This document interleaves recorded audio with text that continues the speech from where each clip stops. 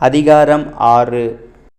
மனுஷர் பூமியில் பெருகத் துவக்கி அவர்களுக்கு குமாரத்திகள் பிறந்தபோது தேவகுமாரர் மனுஷகுமாரத்திகளை அதிக சௌந்தரியமுள்ளவர்களென்று கண்டு அவர்களுக்குள்ளே தங்களுக்கு பெண்களை தெரிந்து கொண்டார்கள்.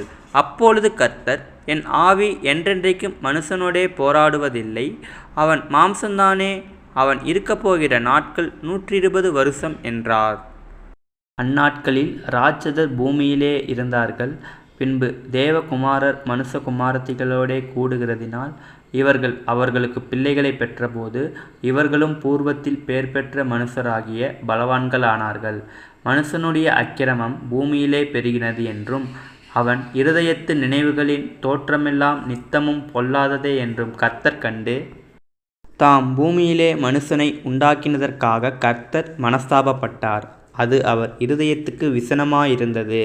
அப்பொழுது கர்த்தர், நான் சிருஷ்டித்த மனுஷனை பூமியின் மேல் வைக்காமல் மனுஷனை முதற்கொண்டு மிருகங்கள், ஊரும் பிராணிகள், ஆகாயத்து பறவைகள் பரியந்தமும் உண்டாயிருக்கிறவைகளை நிக்கிரகம் பண்ணுவேன். நான் அவர்களை உண்டாக்கினது எனக்கு மனஸ்தாபமாயிருக்கிறது என்றார். நோவாவுக்கோ கர்த்தருடைய கண்களில் கிருபை கிடைத்தது.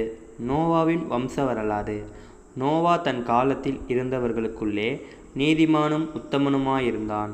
நோவா தேவனோடே சஞ்சரித்து கொண்டிருந்தான். நோவா சேம், காம், யாப்பேத் என்னும் 3 குமாரரை பெற்றான். பூமியானது தேவனுக்கு முன்பாக சீர்கெட்டதாயிருந்தது. பூமி கொடுமையினால் நிறைந்திருந்தது. தேவன் பூமியை பார்த்தார், இதோ அது சீர்கெட்டதாயிருந்தது. மாம்சமான யாவரும் பூமியின் மேல் தங்கள் வழியை கெடுத்து கொண்டிருந்தார்கள். அப்பொழுது தேவன் நோவாவை நோக்கி, மாம்சமான யாவரின் முடிவும் எனக்கு முன்பாக வந்தது. அவர்களாலே பூமி கொடுமையினால் நிறைந்தது. நான் அவர்களை பூமியோடும் கூட அழித்து போடுவேன். நீ கொப்பேர் மரத்தால் உனக்கு ஒரு பேழையை உண்டாக்கு. அந்த பேழையிலே அறைகளை உண்டு பண்ணி அதை உள்ளும் புறம்புமாக கீழ்ப்பூசு. நீ அதை பண்ண வேண்டிய விதம் என்னவென்றால், பேழையின் நீளம் 300 முழமும் அதன் அகலம் 50 முழமும் அதன் உயரம் 30 முழமுமாய் இருக்க வேண்டும். நீ பேழைக்கு ஓர் ஜன்னலை உண்டு பண்ணி மேல்தட்டுக்கு ஒரு முழ தாழ்த்தியிலே அதை செய்து முடித்து, பேழையின் கதவை அதன் பக்கத்தில் வைத்து, கீழ் அறைகளையும் 2ஆம் தட்டின் அறைகளையும் 3ஆம் தட்டின் அறைகளையும் பண்ண வேண்டும். வானத்தின் கீழே ஜீவ சுவாசமுள்ள சகல மாம்ச ஜந்துக்களையும் அழிக்க நான் பூமியின் மேல் ஜலப்பிரளயத்தை வரப்பண்ணுவேன். பூமியிலுள்ள யாவும் மாண்டு போம். ஆனாலும் உன்னுடனே என் உடன்படிக்கையை ஏற்படுத்துவேன். நீயும் உன்னோடே கூட உன் குமாரரும் உன் மனைவியும் உன் குமாரரின் மனைவிகளும் பேழைக்குள் பிரவேசியுங்கள்.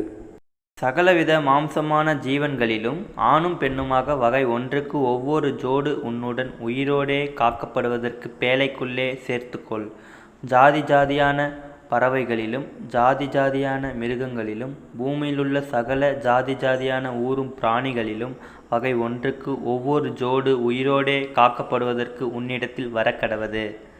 உனக்கும் அவைகளுக்கும் ஆகாரமாக சகலவித போஜன பதார்த்தங்களையும் சேர்த்து உன்னிடத்தில் வைத்துக்கொள் என்றார். நோவா அப்படியே செய்தான். தேவன் தனக்கு கட்டளையிட்டபடியெல்லாம் அவன் செய்து முடித்தான்.